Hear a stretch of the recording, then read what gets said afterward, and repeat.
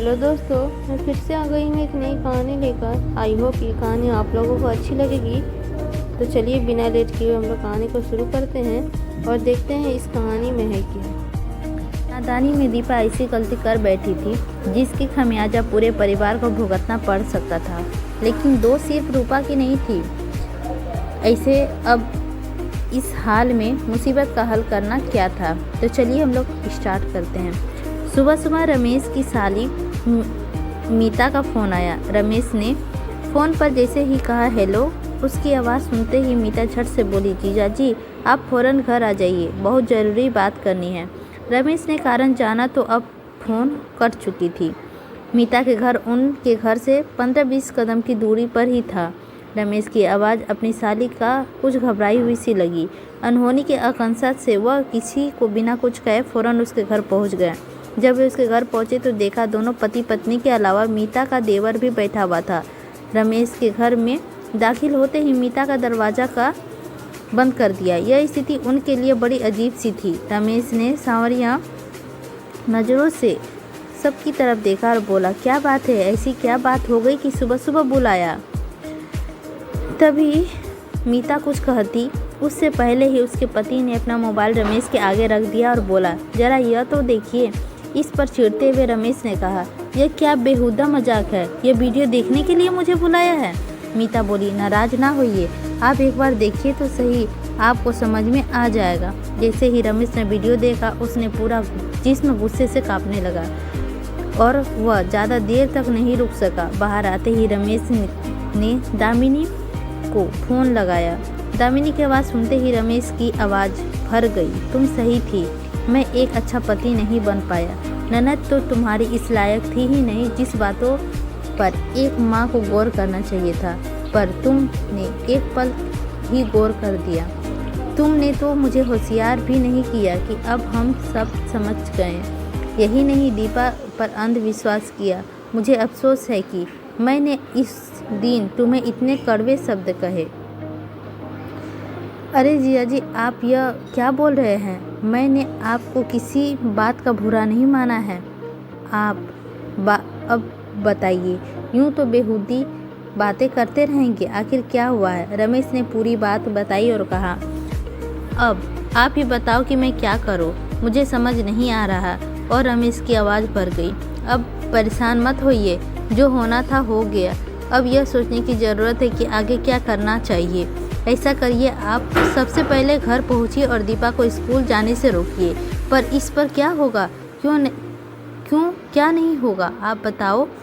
1-1.5 साल पहले आपने ही क्या किसी को दीपा से कहते हुए सुना है कि स्कूल नहीं जाना चाहती?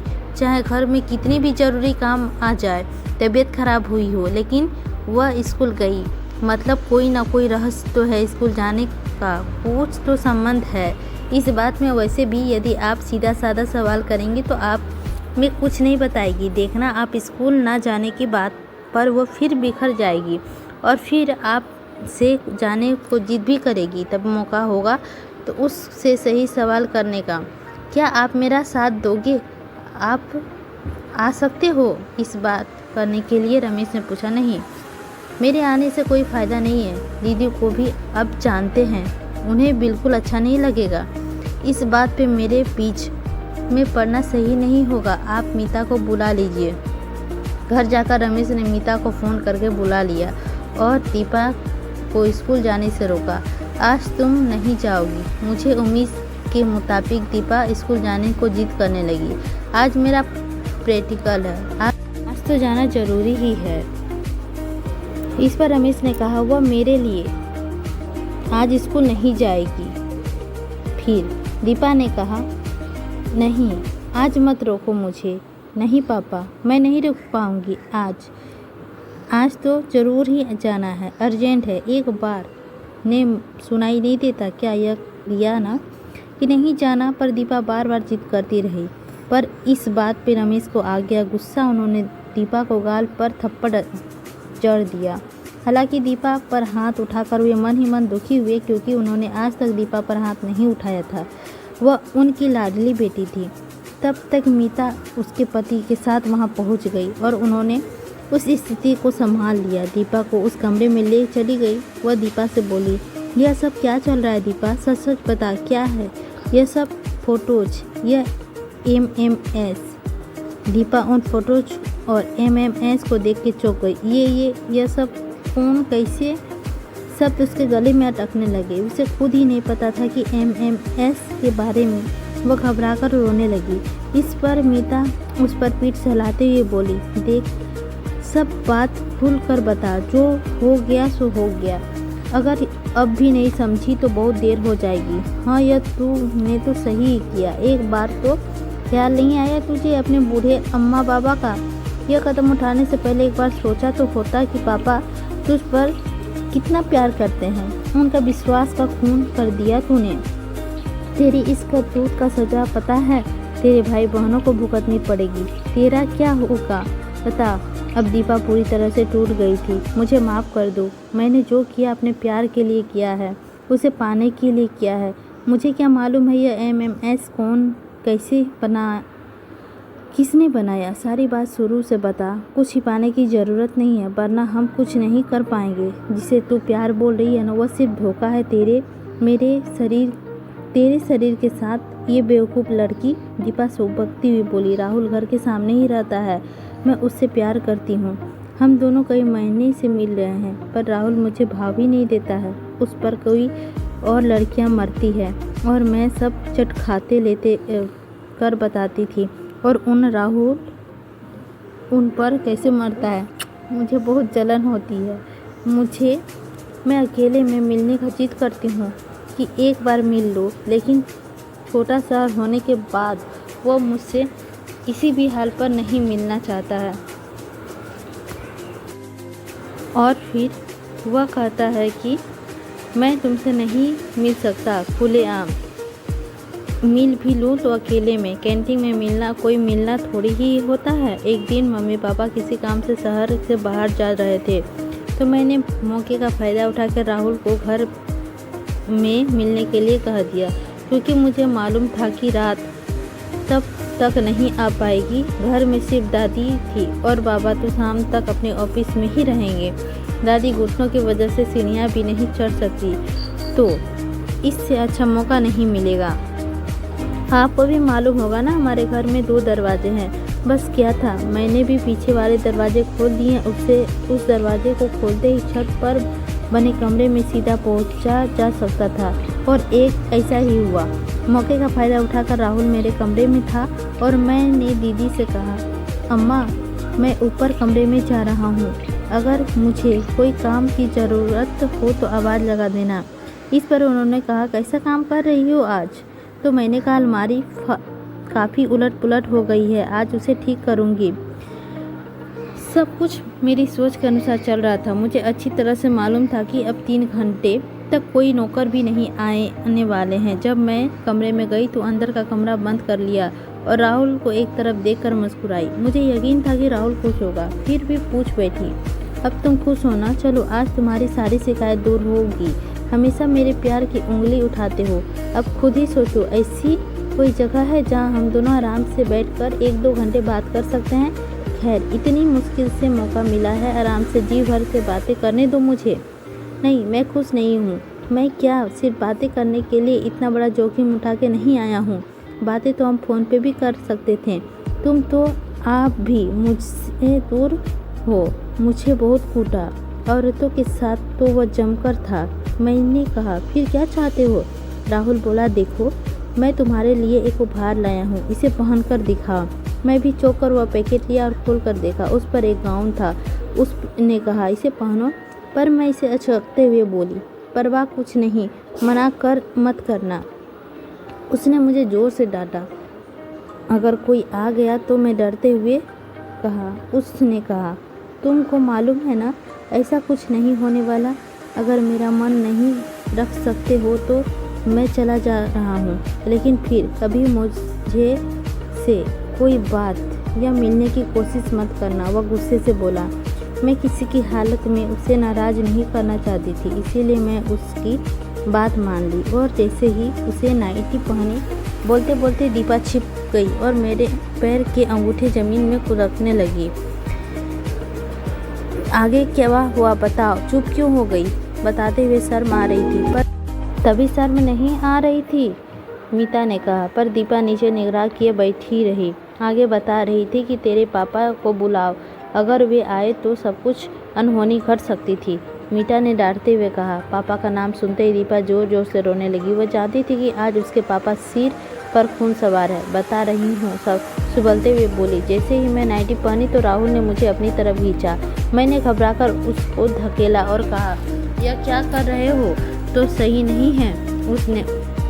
उसने कहा, सही नहीं? तुम कह क्या रही हो? क्या इस तरह बुलाना सही है?